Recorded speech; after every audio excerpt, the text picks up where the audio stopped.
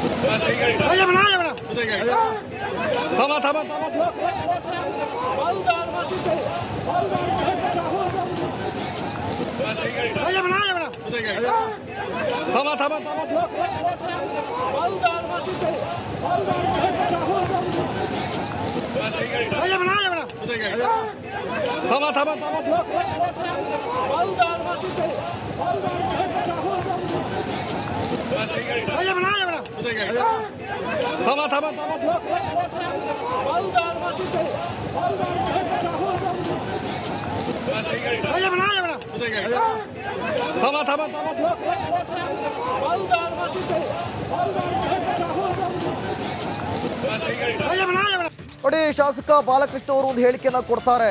ಈ ಬಾರಿ ಲೋಕಸಭೆ ಚುನಾವಣೆಯಲ್ಲಿ ಮತವನ್ನ ನೀಡದಿದ್ರೆ ಗ್ಯಾರಂಟಿಯನ್ನ ರದ್ದು ಮಾಡ್ತೀವಿ ಅಂತ. ಈಗ ಹೇಳಿಕೆಯನ್ನ ಕೊಡೋದೇನೋ ಕೊಟ್ಟರು, ಈಗ ಸಮರ್ಥನೆ ಕೂಡ ಮಾಡ್ಕೊಳ್ತಾ ಇದ್ದಾರೆ. ಗ್ಯಾರಂಟಿ ಬಗ್ಗೆ ತಮ್ಮ ಹೇಳಿಕೆಯನ್ನ ಸಮರ್ಥಿಸಿಕೊಂಡಿದ್ದಾರೆ ಬಾಲಕೃಷ್ಣ. ಗ್ಯಾರಂಟಿ ರದ್ದು ಮಾಡೋದು ಮುಖ್ಯಮಂತ್ರಿಗೆ ಬಿಟ್ಟಿದ್ದು, ಇದರ ಬಗ್ಗೆ ಸಿದ್ದರಾಮಯ್ಯ ಜೊತೆ ಕೂಡ ಚರ್ಚೆ ಮಾಡ್ತೇನೆ ಅಂತ ಹೇಳಿ ಈಗ ಸಮರ್ಥನೆ ಮಾಡಿಕೊಂಡಿದ್ದಾರೆ. ರಿಪಬ್ಲಿಕ್ ನಡಕ್ಕೆ ಬಾಲಕೃಷ್ಣ ಎಕ್ಸ್ಕ್ಲೂಸಿವ್ ಆಗಿ ಮಾತನಾಡಿದ್ದಾರೆ. ಬಟ್ ಇವರು ಬ್ಲಾಕ್ ಮೇಲ್ ಮಾಡ್ತಿದ್ದಾರೆ ಅನ್ನುವಂಥ ಆರೋಪಗಳು ಕೇಳಿ ಬರುತ್ತೆ. ಈ ಬಾರಿ ಲೋಕಸಭೆ ಚುನಾವಣೆಗೆ ನೀವೇನಾದರೂ ಮತ ಹಾಕಲಿಲ್ಲ ಅಂತಂದ್ರೆ ಗ್ಯಾರಂಟಿನ ರದ್ದು ಮಾಡ್ತೀವಿ ಅಂತ ನೋಡಿ, ರಿಪಬ್ಲಿಕ್ ನಡ ಜೊತೆ ಮಾತನಾಡಿದ್ದಾರೆ. ಏನು ಹೇಳಿದ್ದಾರೆ ನೋಡೋಣ ಬನ್ನಿ.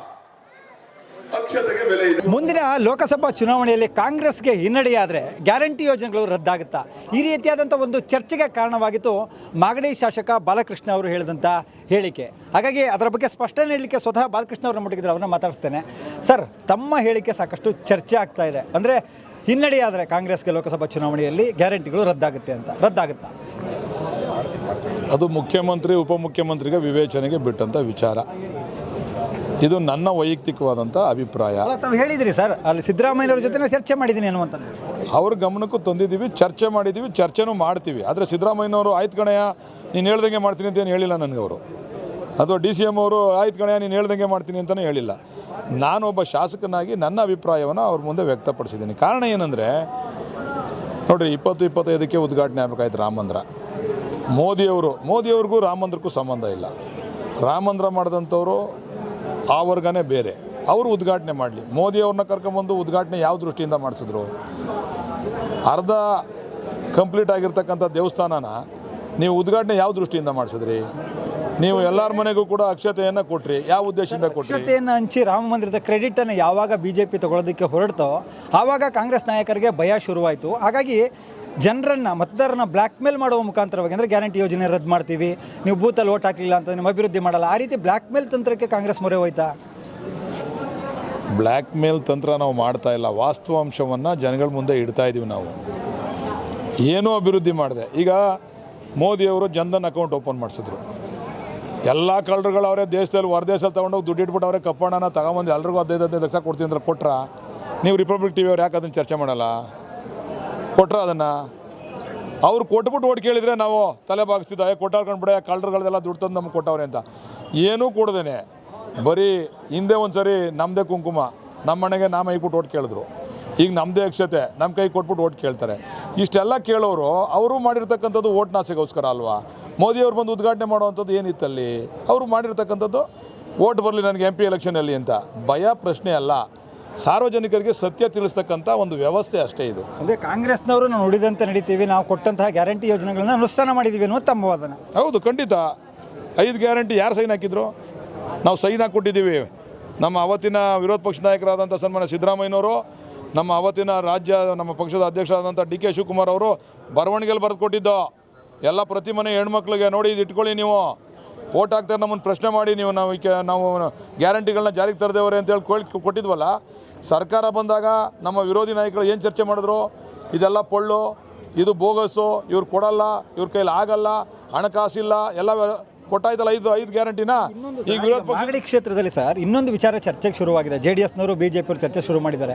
ಈ ಹಿಂದೆ ಏನು ವಿಧಾನಸಭಾ ಚುನಾವಣೆ ಸಂದರ್ಭದಲ್ಲಿ ತಾವು ಗಿಫ್ಟ್ ಕಾರ್ಡನ್ನು ಕೊಟ್ಟಿದ್ರಿ, ಆ ಗಿಫ್ಟ್ ಕಾರ್ಡ್ನ ಜನರಿಗೆ ತಲುಪಿಸಿಲ್ಲ, ಅದು ಜನರಿಗೆ ಮೋಸ ಮಾಡಿದ್ದಾರೆ ಬಾಲಕೃಷ್ಣ ಅವರು ಅಂತನ್ನುವಂಥ ಮಾತುಗಳನ್ನು ಹೇಳ್ತಾರೆ. ಅದನ್ನು ಜನ ಹೇಳ್ಬೇಕು. ನಮ್ಮ ವಿರೋಧಿಗಳು ಹೇಳಿದ್ರೆ ಹೆಂಗೆ ತಲುಪಿಸ್ತೀವಿ, ಯಾವ ರೀತಿ ತಲುಪಿಸ್ಬೇಕು? ಅದೇನು ಗಿಫ್ಟ್ ಕಾರ್ಡ್ ಕೊಟ್ಟಿದ್ದೀವಿ ಅಂತ ಯಾರು ಹೇಳಿದ್ರು?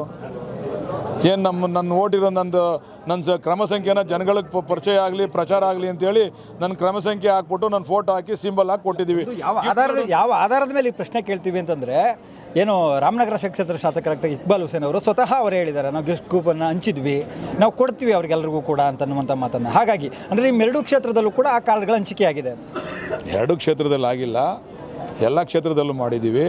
ಆದರೆ ಒಬ್ಬೊಬ್ರದ್ದು ಒಂದೊಂದು ಅಭಿಪ್ರಾಯ. ನಾವು ಕೊಟ್ಟಿರ್ತಕ್ಕಂಥದ್ದು ನಾನು ಹೊಸ್ದಾಗಿ ಕಾಂಗ್ರೆಸ್ ಪಕ್ಷದಿಂದ ನಿಂತಿದ್ನಲ್ವಾ, ಅದಕ್ಕೆ ಜನಕ್ಕೆ ಅದು ಚೆನ್ನಾಗಿ ಪರಿಚಯ ಆಗಲಿ, ಬಾಲಕೃಷ್ಣನ ಫೋಟೋ ಚಿಹ್ನೆ ಅಂತೇಳಿ ನಾವು ಕೊಟ್ಟಿರ್ತಕ್ಕಂಥದ್ದು. ಬಾಲಕೃಷ್ಣ ಅವರು ಅವ್ರಿಗೆ ಸಚಿವ ಸ್ಥಾನ ಸಿಕ್ಕಿಲ್ಲ, ಯಾವಾಗಲೂ ಕೂಡ ಫ್ರೇಮಲ್ಲಿ ಇರಬೇಕು ಅನ್ನುವಂಥ ಕಾರಣಕ್ಕೆ ಈ ರೀತಿಯಾದಂಥ ಹೇಳಿಕೆಗಳನ್ನು ಕೊಡ್ತಾರೆ. ಪಾಪ ನಮ್ಮ ವಿರೋಧಿಗಳ, ನಾನೇನು ಅವಾಗ ವಿರೋಧ ಪಕ್ಷದಲ್ಲಿದ್ದಾಗಲೂ ಹೇಳಿಕೆಗಳನ್ನ ಕೊಟ್ಟಿದ್ದೀನಿ, ನಾನು ಇವತ್ತೇ ಕೊಡ್ತಾ ಇಲ್ಲ. ನಮ್ಮ ವಿರೋಧಿಗಳ ಆ ರೀತಿ ಅಭಿಪ್ರಾಯ ವ್ಯಕ್ತಪಡಿಸಿದ್ರೆ ಅದ್ರ ಬಗ್ಗೆ ನಾನು ಅದನ್ನು ತಕರಾರು ಮಾಡಲಿಕ್ಕೂ ಕೂಡ ಹೋಗೋದಿಲ್ಲ.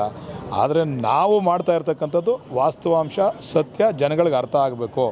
ಜನಗಳಿಗೆ ಯಾರು ಸಹಕಾರ ಕೊಡ್ತಾವ್ರೆ ಅವ್ರಿಗೆ ಅದು ಮತ ಪ್ರಾಮಾಣಿಕವಾಗಿ ಯಾರು ಸಹಕಾರ ಕೊಡ್ತಾರೋ ಅವ್ರಿಗೆ ಬರಬೇಕು ಅನ್ನೋ ದೃಷ್ಟಿಯಿಂದ ನಾವು ಇದನ್ನು ಹೇಳ್ತಾ ಇರ್ತಕ್ಕಂಥದ್ದು. ಈಗ ಕೊನೆಯದಾಗಿ ಸರ್, ಅಂದರೆ ನಿನ್ನೆ ನೀವು ಹೇಳಿದಂತಹ ಹೇಳಿಕೆ ಏನಿದೆ, ಆ ಹೇಳಿಕೆಗೆ ಈಗಲೂ ಕೂಡ ಬದ್ಧವಾಗಿದ್ದೀರಾ? ಲೋಕಸಭಾ ಚುನಾವಣೆಯಲ್ಲಿ ಮತದಾರರು ನಿಮ್ಮ ಕೈ ಹಿಡಿದೇ ಹೋದರೆ ಗ್ಯಾರಂಟಿಗಳನ್ನು ರದ್ದು ಮಾಡುವಂಥ ಚಿಂತನೆಯನ್ನು ಮಾಡ್ತೀರಾ? 60,000 ಕೋಟಿ ಕೊಟ್ಟಿದ್ದೀವಿ ಅಲ್ವಾ? ಒಂದು ವರ್ಷಕ್ಕೆ 60,000 ಕೋಟಿ ಕಡಿಮೆ ದುಡ್ಡಲ್ಲ ಅದು. ಇಷ್ಟು ಒತ್ತಡದ ಮಧ್ಯೆಯೂ ಕೂಡ ನಮ್ಮ ಮುಖ್ಯಮಂತ್ರಿ, ಉಪಮುಖ್ಯಮಂತ್ರಿ ಯಶಸ್ವಿಯಾಗಿ ಹಣವನ್ನು ಸಂದಾಯ ಮಾಡಿದ್ದಾರೆ. ಅದರ ಪ್ರತಿಫಲ ನಾವು ಕೇಳಬೇಕಲ್ವಾ? ಜೊತೆಯಲ್ಲಿ ಇದೇನು ಬ್ಲ್ಯಾಕ್ ಮೇಲ್ ಅಲ್ಲ, ವಾಸ್ತವಾಂಶನ ಜನಗಳ ಮುಂದೆ ಇಡ್ತಕ್ಕಂಥದ್ದು. ಅದನ್ನು ನಾವು ಎಲ್ಲರೂ ಮಾಡ್ತಕ್ಕಂಥದ್ದು. ಮೋದಿಯವರು ದೇವಸ್ಥಾನ ಉದ್ಘಾಟನೆ ಮಾಡಿರೋದು ಓಟ್ಗೋಸ್ಕರ, ನಾವು ಗ್ಯಾರಂಟಿ ಕೊಟ್ಟಿರೋದು ಓಟ್ಗೋಸ್ಕರ. ಅದರಿಂದ ಇದ್ರ ಪ್ರತಿಫಲವನ್ನು ನಮಗೆ ಸಿಗಬೇಕು ಅಂತಕ್ಕಂಥ ಉದ್ದೇಶದಿಂದ ನಾವು ಮಾಡಿರ್ತಕ್ಕಂಥದ್ದು. ರದ್ದು ಮಾಡ್ತಕ್ಕಂಥದ್ದು, ಬಿಡ್ತಕ್ಕಂಥದ್ದು ರಾಜ್ಯ ಸರ್ಕಾರದ ಮುಖ್ಯಮಂತ್ರಿಗಳ, ಉಪಮುಖ್ಯಮಂತ್ರಿಗಳ ಕ್ಯಾಬಿನೆಟ್ಟಿನ ತೀರ್ಮಾನ. ಅದು ಬಾಲಕೃಷ್ಣನ ತೀರ್ಮಾನ ಅಲ್ಲ. ನಾನು ನನ್ನ ಅಭಿಪ್ರಾಯವನ್ನು ಮಾತ್ರ ಸಾರ್ವಜನಿಕವಾಗಿ ವ್ಯಕ್ತಪಡಿಸಿದ್ದೀನಿ. ಇದಿಷ್ಟು ಶಾಸಕ ಬಾಲಕೃಷ್ಣ ಅವರ ಮಾತಾಗಿರುವಂಥ. ಅಂದರೆ ನಾವು ನುಡಿದಂತೆ ನಡೆದಿದ್ದೇವೆ ಅಂತಂದರೆ, ಹಿಂದೆ ಲೋಕಸಭಾ ಚುನಾವಣೆಯಲ್ಲಿ ಏನು ಗ್ಯಾರಂಟಿಗಳನ್ನು ಕೊಡ್ತೇವೆ ಅಂತ ಹೇಳಿದ್ವೋ ಅದನ್ನು ಹೇಳಿದ್ದೇವೆ. ಜೊತೆಗೆ ನನ್ನ ಮಾತಿಗೆ ಕೂಡ ನಾನು ಬದ್ಧವಾಗಿದ್ದೇನೆ, ಕೆಲಸ ಯಾರು ಮಾಡ್ತಾರೋ ಅವರಿಗೆ ಮತವನ್ನು ಹಾಕಿ ಅಂತನ್ನುವಂಥದ್ದಷ್ಟೇ ನಮ್ಮ ಮಾತಿನ ಅರ್ಥ ಅನ್ನುವಂಥ ಮಾತನ್ನು ಕೂಡ ಹೇಳಿರುವಂಥದ್ದು. ಮಹದೇವ ಸ್ವಾಮಿ ಕುರ್ಣಗಲ, ರಿಪಬ್ಲಿಕ್ ಕನ್ನಡ, ರಾಮನಗರ.